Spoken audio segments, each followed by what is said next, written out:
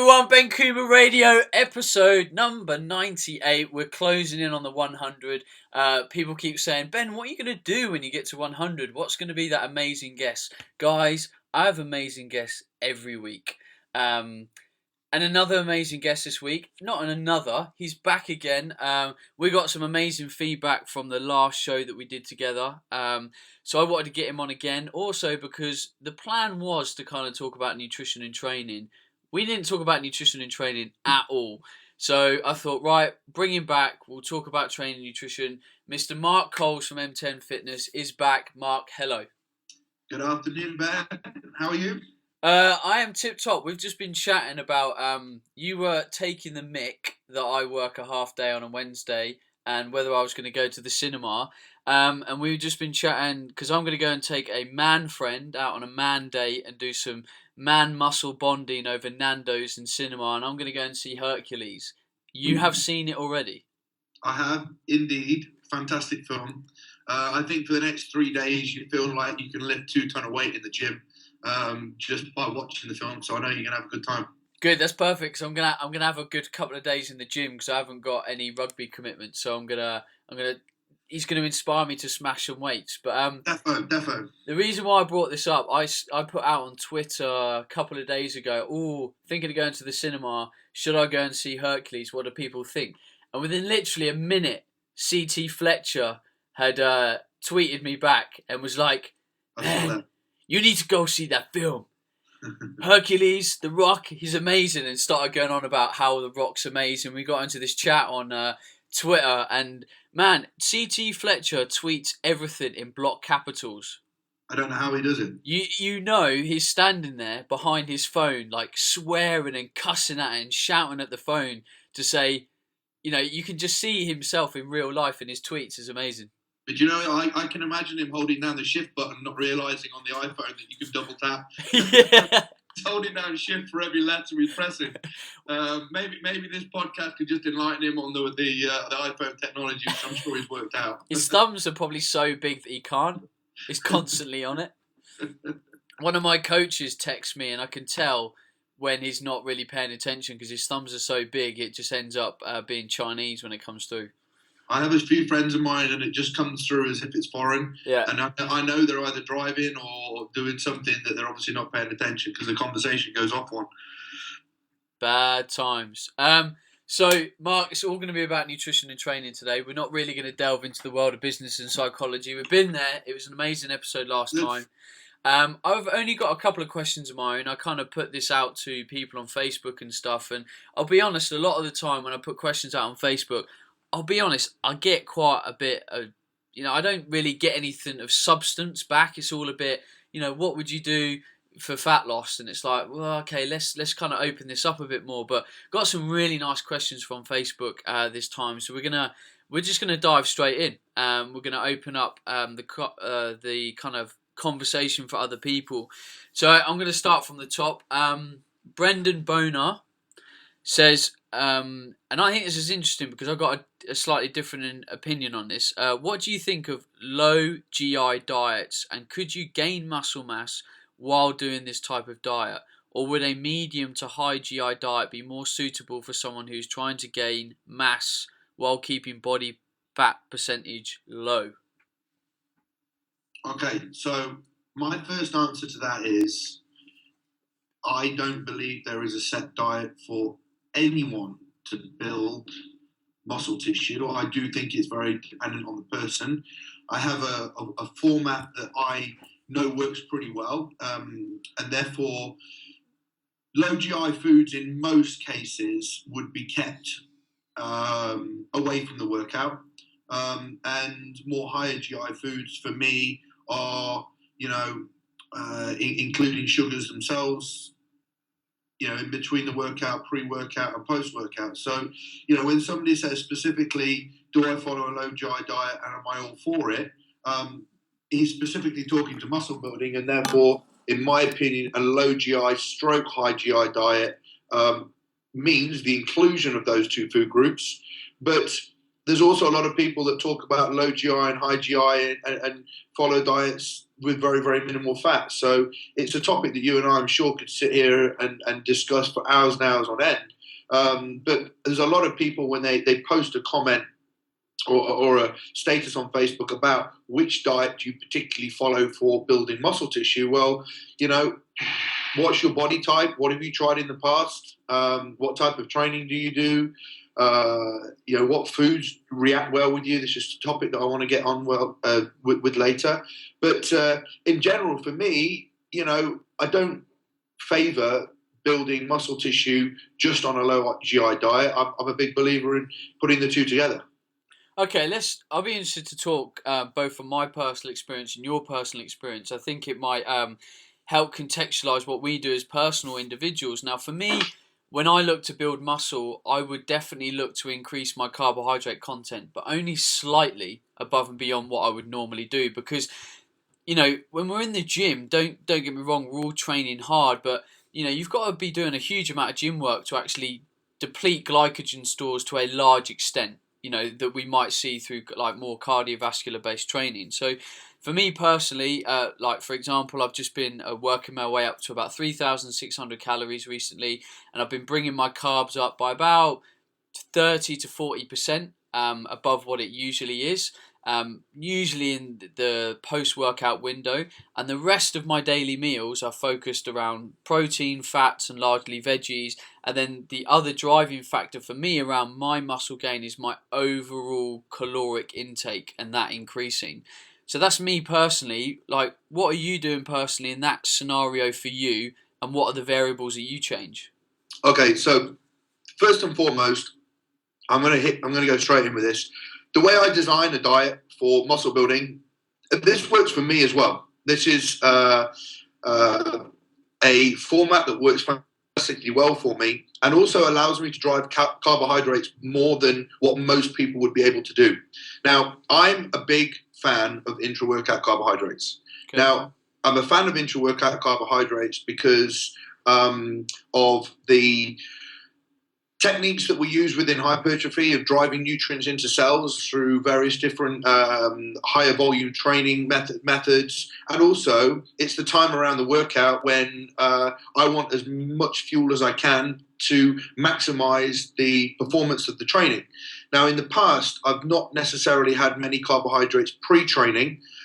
In my prep at the moment for my show, I actually do have carbs pre-training and don't notice a difference between how stuck in my ways I was with low carb pre and zero carbs pre, and now I'm having some carbs pre.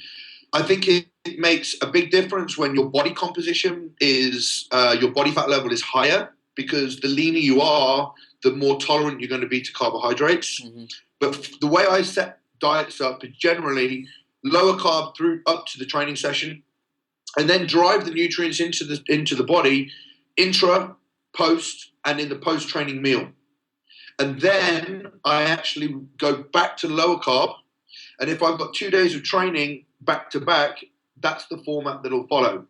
Now, I drive calories higher. I always do calorie cycling on training days and for muscle building and fat loss, because on non-training days I drop carbs right down, and also lower calories, which allows me, A, for the gut to have a rest, B, the pancreas to have a little bit of a rest, and it's like a mini insulin sensitizing day, I call it. So I have, say for example, I'm having 3,000 calories 7 days a week. I might push my calories to, 3, 4, 3, 5 on training days, and then bring them down to say 2.8, 2.7 on non-training days.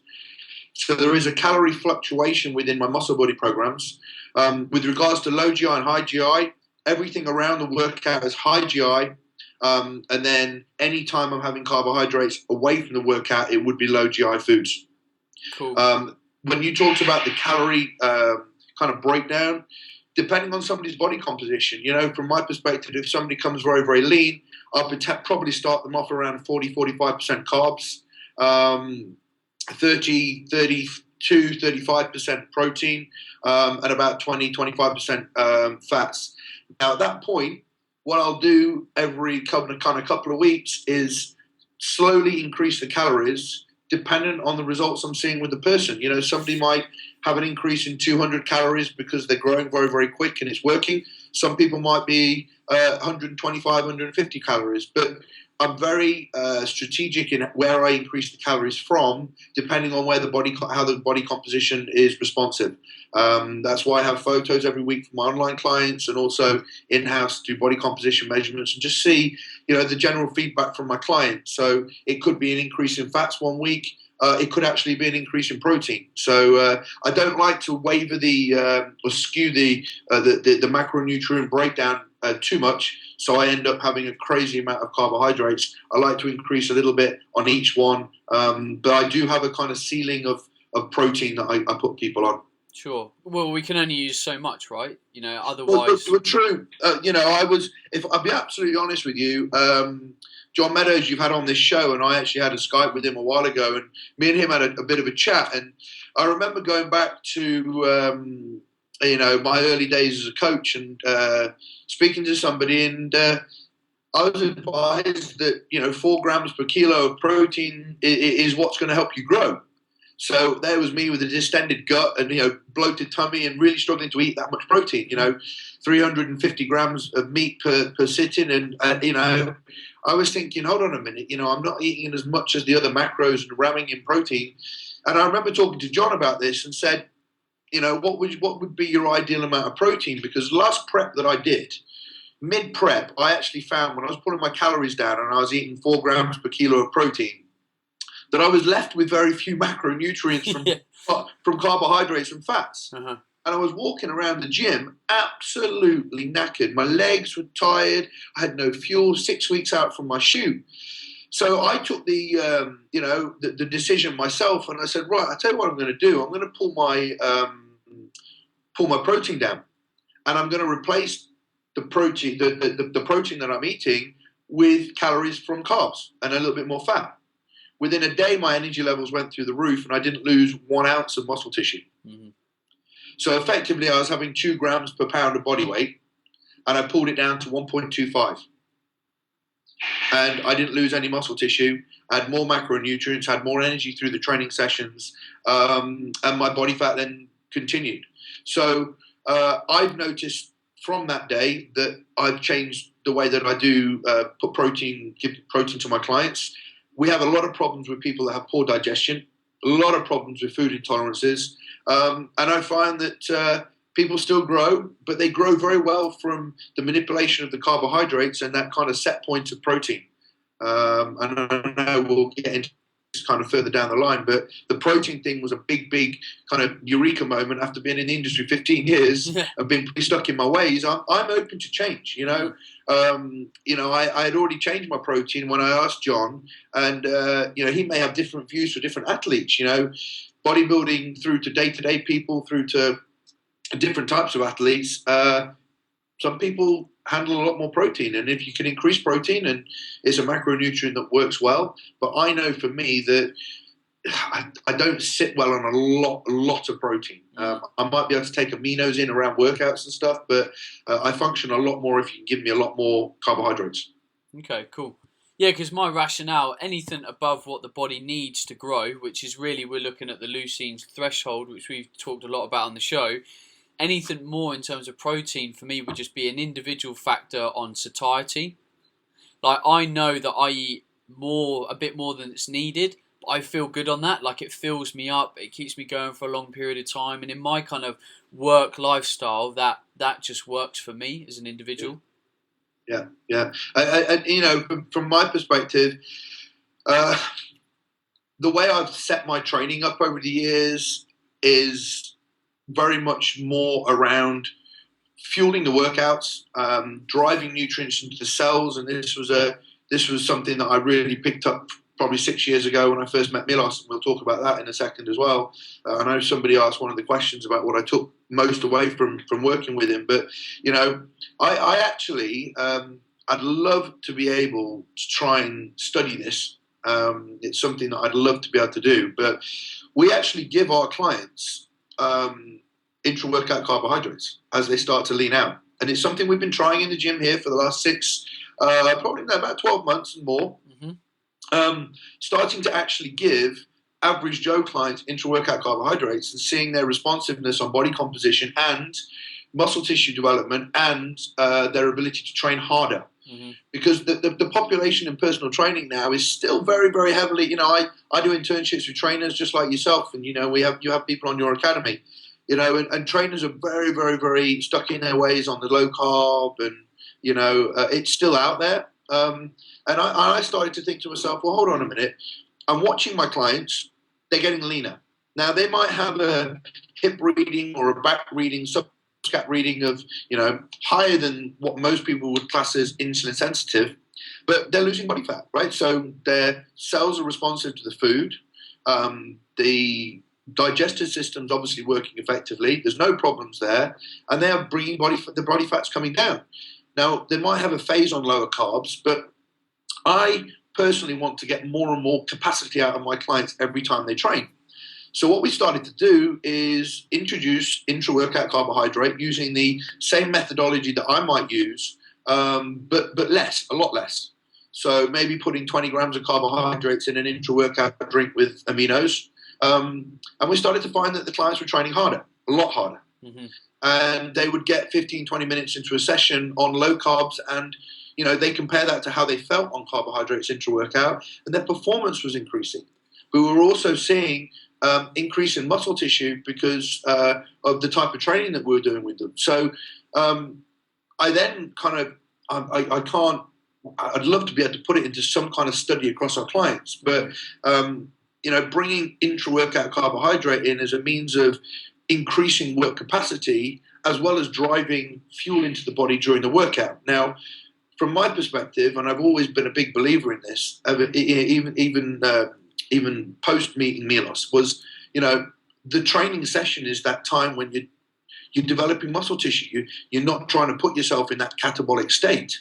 And in my view, and I am a guy that's at the coal face of this, that's training on the gym floor and working with clients on a day-to-day basis, and we see a lot of clients week to week to week. And, I don't want to train my clients depleted. I want my clients to have that optimal time to burn body fat away from training, but maximize the training effect and training benefit and increase their work capacity. And what we're noticing is that's increasing by bringing fuel into the workout. And it's been probably 3 years that I've been doing intra-workout carbohydrates and not bringing them in with our clients. But there are some clients where, it doesn't work. This is why it's individual.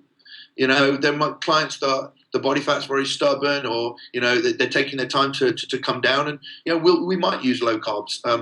But I've always found with people that follow low carb diets, they get to a certain point, and this might be the ability to utilize the energy from the fuel. Obviously people are struggling to utilize fat that they're having. People struggle physiologically to use carbohydrates, and that may be a vitamin and mineral deficiency. But when people are on lower carb diets, there comes to a certain point where they get very flat and they don't really progress in their training. Mm-hmm. And that's where, regardless of whether or not they're 16% or 10%, we do bring carbohydrates into the diet. So, a lot of people keep heavier people on low carb diets for too long, in my opinion, and that result that they're trying to achieve in a body composition doesn't come as well as it does do by introducing carbohydrates. So, I'm a big fan of carbohydrates, and there are a lot of trainers out there who I believe don't experiment enough with different ways of providing nutritional programming to their clients. So if I'm going to work with a client, I'm going to see how well they utilize fuel. Maybe 1 week try one thing, next week try the other, and then they start to tell me, I feel better on that, I feel better on this, and there is no one rule fits all. How I build muscle for me and how I get lean for me is my way. But we've got so many different ways of getting people lean. But one of the best things that we brought in over the last year is bringing that intra-workout fuel in to maximize work capacity and increase nutrient delivery. Nice. I don't suppose you've ever correlated that to kind of meal timing? Because one of the things I've played around with this summer is my timing of meals, and I've now moved my meal time. I used to eat around 3 hours before my workout, and I now eat about an hour and 20 minutes before my workout. So I'm actually fairly full going into my workout, and I found that I've just had more beans in the tank, so to speak. Oh So yeah, I'm just without a wondering shadow of a if doubt. you're giving clients this kind of mix, which is fuel, and they haven't eaten for like 4 hours, then that kind of, you're almost making up for that lack of work capacity almost. Yeah, yeah, completely. There's one big thing from my perspective is clients emailing in saying, look, I train first thing in the morning. What do I do? Get up earlier and eat. You can't. You still have to plan your day accordingly in terms of timing your food around your workouts and having optimal fuel in the tank. I train around 1 o'clock so that I can have 2 meals. I certainly would notice uh, a difference in my training if I didn't have those 2 meals prior. There are a lot of our clients. We educate them very much on having at least 2 meals pre-training. I notice a big difference in that. And there's a lot of people who probably don't eat for the early part of the day and train at lunchtime. Well, that whole adding intra-workout carbohydrates then to fuel the workout, that's not really what I'm getting at. It's not just giving yourself the fuel to increase work capacity, because, if you haven't really eaten much, you're in that depleted kind of state before you train. Mm. Do you know what I mean? Yeah. So, I've one of the big things that I've done over the years is try so many different methods. There are. Can you hear that? Sorry, they're drilling next door. Can you hear that? Is that all right? It's only minor. Don't worry about it. Okay, cool. Just checking. So one thing that I've taken over the years is, I think we said on the last podcast, was, I take so much from so many different people. And if you look at the way I program nutrition, there's bits that I've taken from so many other people. But a lot of trainers, when it comes to nutrition and training, do not, they don't watch what's happening with each of their clients. So, for example, they're giving him a low carb diet and they're not getting lean. Their brain says, oh, hold on a minute, this is the diet you should follow for fat loss. But for me, the same diet that gets you lean is the same diet that builds muscle, just more fuel. So really what works for you is a calorie surplus, and obviously I'm a big fan of timing food in the right order, but also then bringing calorie surplus to increase muscle tissue, but then a calorie deficit has to be in place for people to lose body fat. And, how this is going to get on to a big topic of mine of people not being strict enough with their diet and trying to put themselves on a nutritional plan and it not working, then they're not thinking enough outside the box that things do need to change for each individual. So, I'm sure with your academy, there's loads of different ways and formats that you're teaching people how to eat, but there's not one way to skin a cat. 100%. 100%. There are people on the questions that ask me about carb backloading and low carb diets and low GI diets and high GI diets. Well, let's get back to what bodybuilding has really done over the years. And I think one of the biggest things in our industry is people try and make diets easy. They try and find ways that make it a lot more loose. They try and find ways that is different and new, potentially is a bit of a selly product. But, people build muscle on lots of fuel and hard work. Now, over the years, we've developed understanding more on food intolerances and supplementation and laboratory testing and deficiencies of nutrients, etc., which has made our job as coaches damn sight easier because we have a lot more tools to pick. In the old days, when people weren't getting lean, you didn't really have these, tools and thought processes out there. It was just, pull the calories down a bit more and increase the training. But, there's a lot more nowadays to go down the route of food intolerance, as I've said. What supplements could be the missing link between fixing somebody's kind of physiology.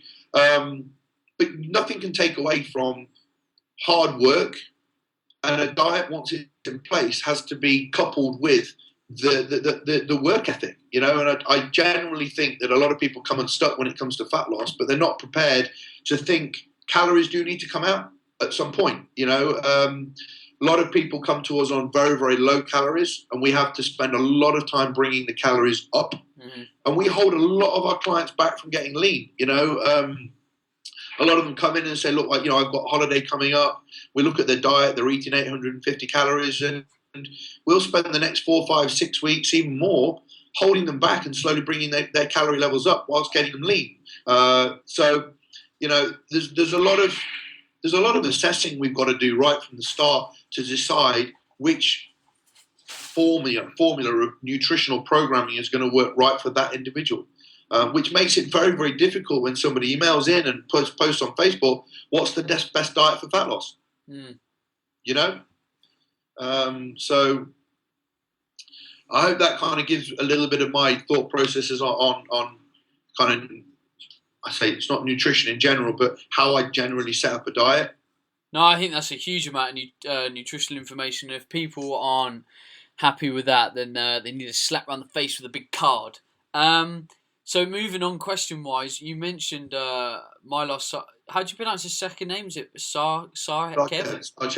Sarchev. Ollie Matthew says, so what were some of the biggest things that you learned coming away from him training and nutrition-wise? Because, he's obviously a big name in the kind of bodybuilding world. He's been around for a long time, and I can imagine he's got some, pretty cool stuff you'd like to think up his sleeve. Is that the case, or was it a case that you get a big dose of, actually, I'm focusing on the right things, it's the basics that count, blah, blah, blah? Okay, so about 6 years ago, I went on a muscle camp, a Poliquin muscle camp in Sweden. And I was privileged that at the end of every single day, we trained 3 times a day. And Milos was there. I'd never met him. I'd heard a lot about him. And Milos trained us at the end of every single day on one of his giant sets. Mm-hmm. So we would train heavy in the morning, 6 to 8 rep range at lunchtime, and then we'd do a crazy giant set in the evening for 5 days. And at the end of every day and at lunchtimes, one thing or another, we spoke a lot to Milos. And when I came back, I generally thought that meeting Milos was one of the missing links for me in my career and also my personal goals, because I have, and I'm so appreciative of everything Charles Poliquin's taught me, but a lot of what I learned was all to do with strength training. Mm-hmm. But I wanted to do bodybuilding. Mm-hmm. I wanted to get big. And I always found that I would apply periodization between strength training and volume training and strength training and volume training. But when I did strength, I lost size. And when I did volume, I increased mass, but then lost strength. And it's all this trial and error and finding things out for yourself. And then I started to employ more food and apply a lot more bodybuilding mentality. And one of the biggest things that I took from Milos was you have to train your balls off, and I remember coming back from that training camp and thought, I don't train hard. Mm-hmm. And if there's one thing that he taught me was, he always said, when you find pain in training, or when you lose pain in training, go back and find it. Mm-hmm. So if you're on the hack squat and you're trying to find any way possible to not make that painful and not make that muscle contraction stay on, then you're trying to do yourself out of a workout. Mm-hmm. So if ever you have the privilege of training with Milos watches the muscles working, and he can see when you're relaxing, when you're trying to take the contraction off, or whether you're bouncing out of a rep.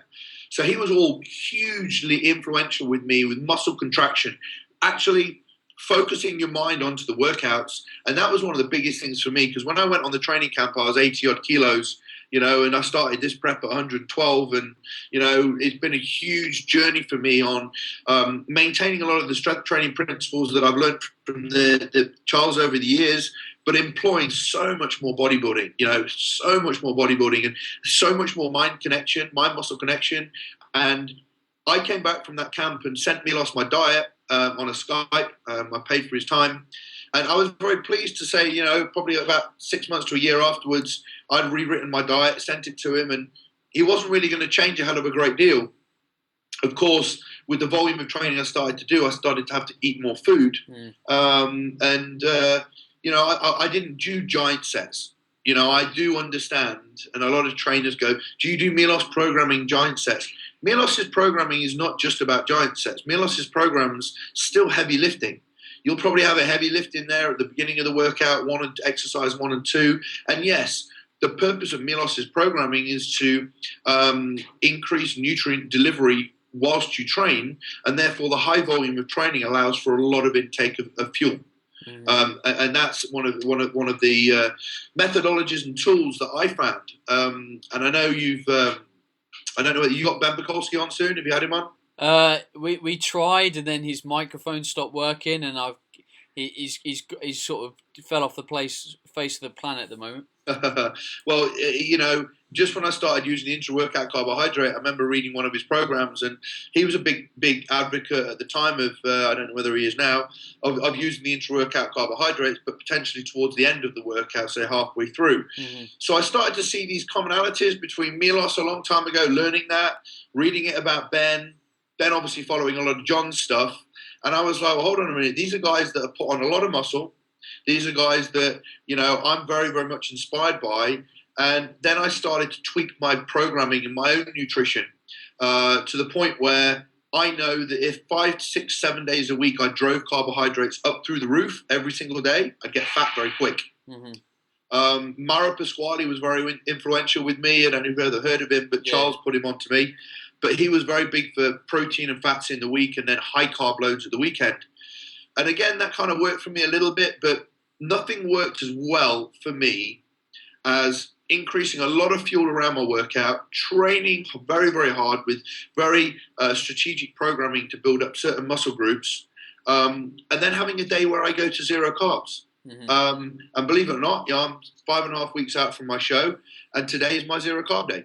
It's all fiber, vegetables, healthy fats, oily fish, and then tomorrow go back to twice a day training, and I think there's 400 grams of carbs tomorrow. So, whether it's losing fat or building muscle, anybody that's worked with me will be familiar with my low carb days because I cycle them depending on your recovery days. So, to answer your first question, Milos was hugely influential in training very, very hard with me, and also very influential on me trialing and studying more on intra-workout carbohydrates and utilization for my own training and developing muscle, as well as I do now with my own clients.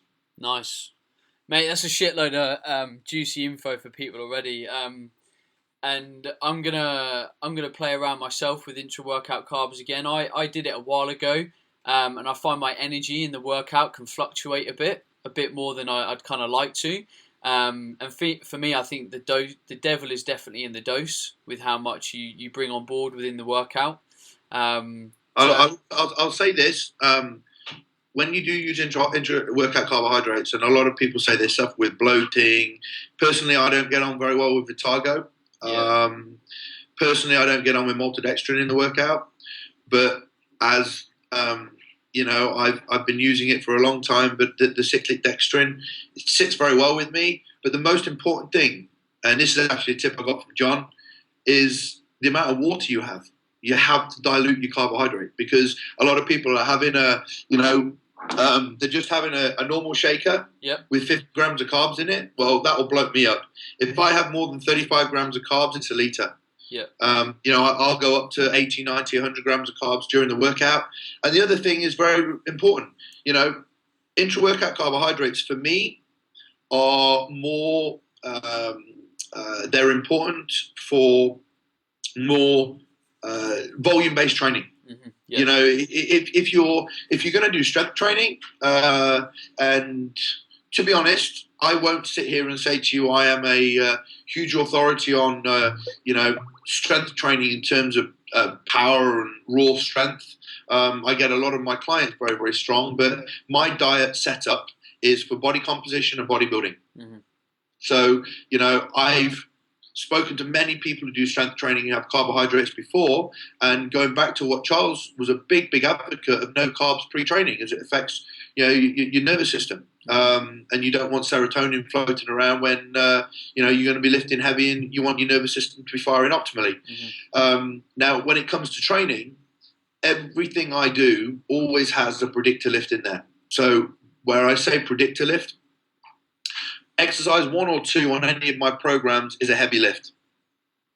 That is put in there, 1, if I'm dieting, to predict whether or not I'm losing strength very quickly, and B, when I'm not, and this is with any of my clients, It's to drive strength. It's to drive the fast twitch muscle fibers and improve motor unit activation. Right. So what I'm trying to do with my programming is have a heavy lift at the beginning, maybe one or two, and then I move into a lot more of the hypertrophy techniques, such as increasing lactic acid, higher rep training, and I try and train through a broad spectrum of rep ranges, depending on the exercises that I'm actually what I'm trying to bring up. In some of my programming, I'll use supersets, trisets towards the end of prep. Where I'm at now, I'll be using giant sets, but increasing that as I'm going along. But I remember being away in Tampa, listening to Brad Schoenfeld speak about the mechanics of hypertrophy, and I spent a lot of time at length with him and Jacob Wilson, talking about how I set my diet, my training programs up. Because when I look at hypertrophy and fat loss, or hypertrophy specifically, we're trying to grow, and depending on the clients that I have, some will grow very well on heavy lifting, but there's a broad spectrum of the hypertrophy bracket that people don't tend to cover. So guys will come to me and say, look, Mark, I'm struggling to put muscle mass on. I'm doing, 3 sets of 10 to 12 on the hack squat, 3 sets of 10 to 12 on the back squat. And then I would say to them, have you not looked at any of the cell swelling, the lactic acid stuff, the high rep training? Have you not looked at advancing your training at more body part specific, and not just limiting it to the classic bodybuilding? So some of the times when I put my programming to people, well, very often they will grow very, very quickly, because I'm trying to hit all the mechanics of hypertrophy within a lot of my training sessions. And the way that I cycle it is I'll taper in and out of volume probably for 3 or 4 weeks, and then bring it back down a little bit, and then push it back up.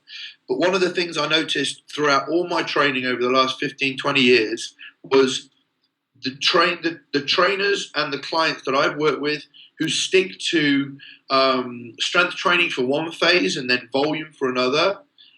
The diet setup has to be different, because the volume of each training program is so varied. And so you'd get somebody coming to you and say, well, every time I do my training, when I hit a strength phase, I get fat, and when I hit a volume phase, I lean out, but I don't put enough muscle on.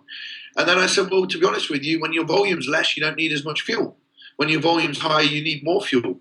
So then I started to kind of think about, well, what if I did 2 heavy lifts and then kept the volume within each training program, but cycle the rep ranges of my heavy strength training? And that allowed my diet to stay pretty constant. And that's seen the biggest increase in weight for me and development of muscle tissue over the last 2-3 years. Training volume increases, the amount of food I can do increases, the amount of training days I can do increases. And therefore, if I can increase fuel around the workout because I'm doing more training, I'm going to grow. But you can't do that forever. So I do appreciate pulling it back and having rest and recovery. But I am a huge believer in putting it all together. Nice. All right. You've mentioned training quite a lot. This is a question I had. What are your thoughts in terms of setting up maybe your own training, your clients? Because there's obviously quite an argument in muscle building between, do we take the traditional approach of bodybuilding and we focus, let's say a day dedicated to a body part, and let's say it's 5, 6, 7 different exercises, so very high volume approach that way? Or would you say, right, we're going to break that muscle group down and we're going to train it 3 times this week, and we're going to do the same amount of volume, maybe a little bit more, but we're going to spread it out across the week? Okay. One of the biggest things for me was I prolapsed a disc in my back 5 years ago, L5S1. And I was squatting heavy, and I know biomechanically what the hell I was just pushing through an old rugby injury, and in my head I knew something was going to go wrong. The problem is, for a year I couldn't do legs. 10 months to a year, I could train legs just about after 7 months. But the people out there listening to this who helped me, I'm very grateful for them, because my recovery. I always say that every problem you come across is a message and a gift. My disc was a bit of a. I've always wanted bigger legs, and I believe that doing my back was a route for me to learn how to get bigger legs, and also to learn a lot more about the spine. But to get my legs back up to par, I trained them 3 times a week for just under 2 years. Mm-hmm. Now, rightly or wrongly, that's crazy. I know, a lot of people will be like, oh, when did you back off? Blah, blah, blah, blah. Well, as I've heard various people that I am inspired by, I back off when my body needs to back off.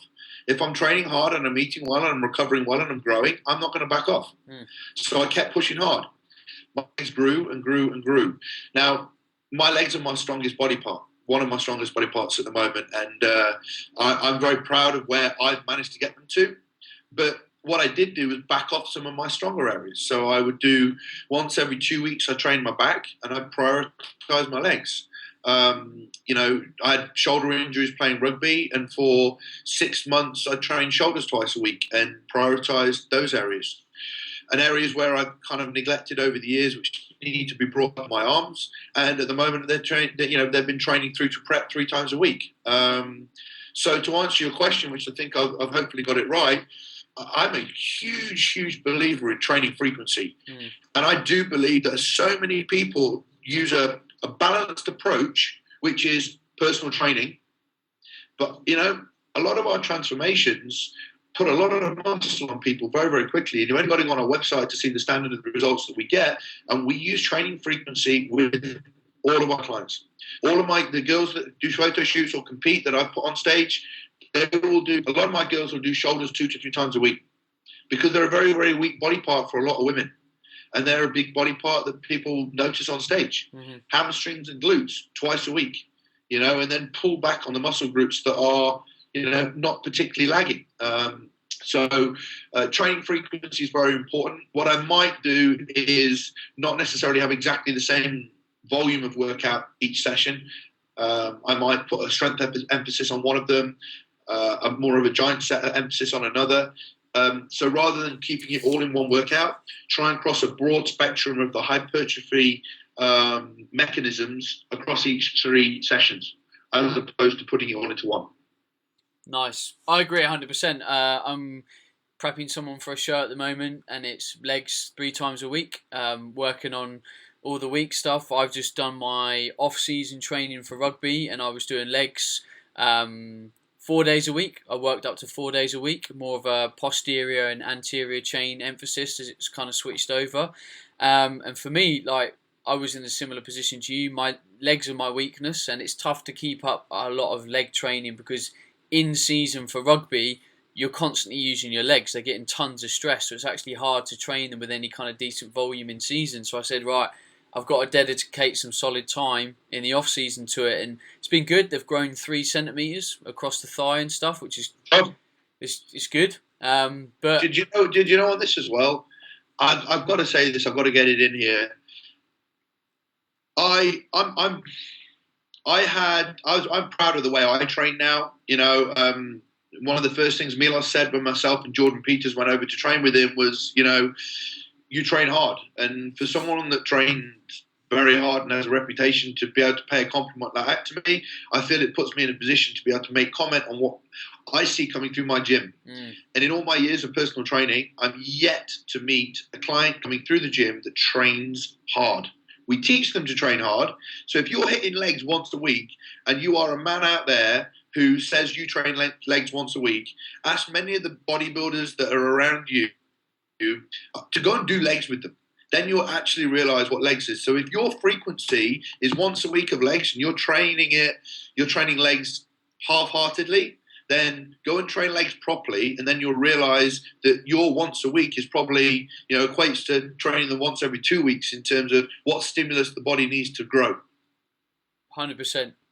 I think some, a big issue for some people with training frequency is they'll complain about DOMs and inadequate recovery. So if you're getting DOMs and you can't train muscle groups effectively, then look at various things. Is your carbohydrate quantity good enough in your diet? Is your overall calorie intake good enough in your diet? I would make a shameless plug and say that if you use some kind of magnesium-based supplementation, especially transdermally, you're going to have a great increase in recovery. And it's exactly why I fucking invented recovery spray. And I'd happily sit here and say, if you tried that and it didn't have the ability to increase your training frequency by increasing recovery and reducing DOMs, I'll give you your money back. Like, Yeah. Yeah. there's things out there that can increase this kind of stuff, but people have to invest the time in playing with the variables, not just sticking to the same diet, waiving things, and also, and this is probably a very basic point to cover, you do have to build up your capacity. So you can't go from 1 day a week training to 3. It's not going to happen. Do you know one of the other things that I'll add to that is, this is very common across many, many guys. Their supplement cabinet, whilst I'm a huge believer in supplements, like the ones that you have as well, but they have more supplements in their house than they do food in the fridge. The diet setup's shocking. They're reading all these articles about, every single supplement under the sun needs to be in place for you to get results. Get your food right. Train hard. Recover well. Use appropriate supplements, but you don't have to have 20 on hand at any given time.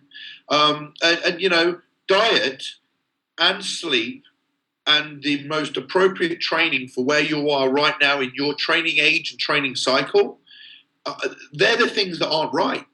People come in the gym and they haven't eaten since mid-morning because they've been busy, and they go to the gym and they absolutely annihilate their legs because, they've been training 16 months and they've been watching drop sets, and they can't walk for 3 weeks.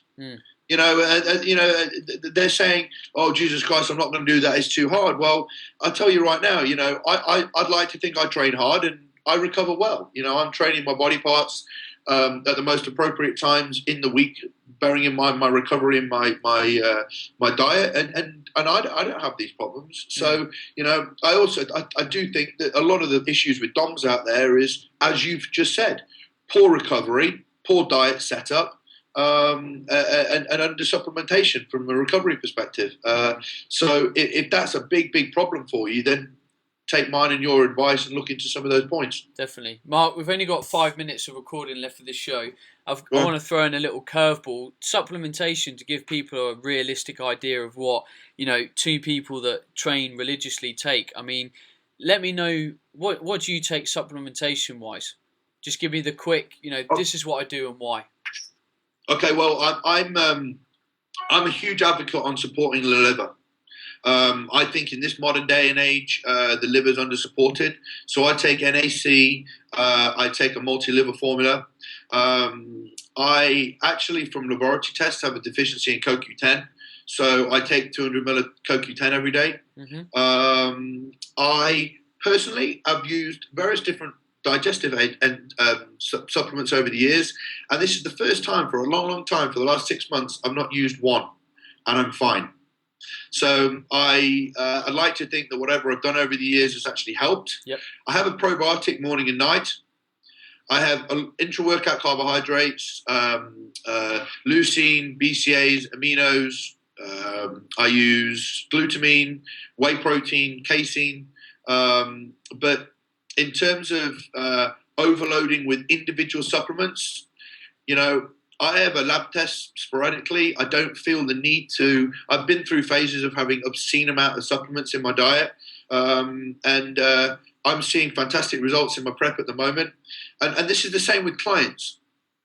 With our clients, we will put them on a official supplement. Invariably, we will put them on at some level of digestive enzyme, and we let the diet do what it does. Mm-hmm. I want to see what food does to your body. Do you get lean? Does your skin clear up? Is your sleep improved? Mm-hmm. Are you feeling better in yourself? Because as I spoke to, I don't know whether you had Brian Walsh on your show, but I spoke to Brian. He's a very, very clued up guy. And I spoke to him once about supplementation. And he said something very clever to me. He said, dude, the body's smart. The body will fix itself. And providing that you have a really, really varied, good quality diet, and I mean really well varied, the body will do most of what you need it to do. Now, in my opinion, I've seen a lot of female clients and male clients who increase fat burning with liver support. So I've noticed a huge improvement in that area. But I just let them very much the basics. And then I get to the point where people are a little bit stubborn. then I can use my experience to add in a few other little bits and bobs. But I will say this: one of the most key supplements that I get nearly every client of mine to use is a probiotic. Mm-hmm. I remember, I think I was with you, and we were at the Nutri conference. Yeah. And we literally had 2 days on stress. Mm-hmm. And since that day of saying how closely linked probiotics are to inflammation and stress and gut function, as we know, I've had, touch wood, my immune system strong, my recovery is strong, my gut's fantastic, and I see so much improvements with my clients in terms of their body composition, wellness, and digestion of food by using a probiotic. So I think if I could give one supplement that I'm a huge fan of, it would be that. Nutri have actually brought out some nice new, really cool supplements in the last week. So I don't know. I like their products. Yeah, if you haven't checked them out, I'll check them out. I mean, supplements I use sort of similar. I don't support the liver. I take a probiotic because I know my gut functions better with it. I take creatine, beta-alanine, and citrulline malate every day with breakfast. I'll take a whey protein sometimes, just for convenience. Like I had a bit for lunch today with some nuts because I was short on time. I'll use casein now and again, and then I'll use fish oil, a greens powder when I remember it, just as a kind of an approach as kind of taking a superfood, so to speak. I'll have a small amount of caffeine pre-training. That's the only caffeine in my diet. And then I'll use recovery spray on my muscles after both rugby and gym-based stuff without fail. And that's my thing. That's kind of all I take, really. I will say on top of that, every single morning without fail with my breakfast, I have a green drink. But, very similar to you, I think, one of the big things in the industry with trainers nowadays is be smart. Let diet do a lot of what it needs to do. Not enough people know about how to write a diet to ensure consistent weight loss and fat loss. They don't measure it enough, and they think that 7, 8, 9 supplements is going to do the job. 7, 8, 9 supplements may do the job, but if you've still got somebody in a calorie surplus, it ain't going to do a thing. Mm-hmm. So a lot of these supplements, they supplement the diet, and once we start adding the supplements when the body's metabolism's on fire, when the body's starting to mobilize, they upregulate everything and they help everything kind of work even better. But a lot of people are expecting a low carb diet and a lot of supplements to work when they've got no handle on calorie intake as well. And I'll say this, I'm a huge fan of calories. I calculate all my calories. I calculate when and where I place them, and I know how much I'm taking from each one and adding for muscle building or taking away for fat loss. So, trainers, supplements are fantastic. I can't take anything away from them, but they are not the be-all and end-all when it comes to fat loss. Nice. I forgot to mention I take various adaptogens now and again when I'm training hard. Big fan of adaptogens, and I will say, you said adapt. Sometimes you forget what we're using. Yeah. I have licorice in there at the moment, and ginseng and rhodiola because I'm doing prep at the moment as well. I add that in throughout prep. Stressful phase. Yes. And then an amino and lactate buffering shake while I train, and that's it for me. Right. Guys, I didn't get to answer someone's questions. Dean Robertson, you had a question. We actually answered it inadvertently through what Mark was talking about. Duncan Cooper, apologies, didn't get to your question, nor Troy Martin, nor Tim College. Maybe another day, but we have to go because I have to go and get a massage because I need to go and look after my body. And Mark probably has another session he needs to get in. I know it's a rest day. Mark, if people want to find you, where do they go? You can follow M10 Fitness on our Facebook page. You can follow me on Twitter at M10 Fitness. And you can go to the website. I've got all my online training programs, muscle building programs, fat loss programs. So check everything out and get in touch. Nice one. Well, you've heard an awful lot from Mark today. We've heard some incredible content. Go and check his stuff out. Mark's work's amazing. I've got a huge amount of respect for what Mark does, especially because he's a man in the trenches, but he also owns a gym, has staff, has systems, has protocols, and you got to respect that. So, Mark, thank you very much for being on the show. For everyone that's listening, please do me the honour of sharing the show, Twitter, Facebook, leave me a review on iTunes or Stitcher. You know, let's keep growing the show, let's keep sharing the love, let's keep getting people educated and keeping them onto a better path for health. Me and Rachel will be on the show next week. If you're listening to this on Thursday or when it soon to comes out, the Body Type Nutrition first ever annual conference will be launched very, very soon. So pay attention to that. There will only be 200 tickets. So act fast, think quick, be there. Until next time, ciao. Hey everyone, Ben Coomer Radio, episode number 97. I have Rachel on the line. Hello, Rachel.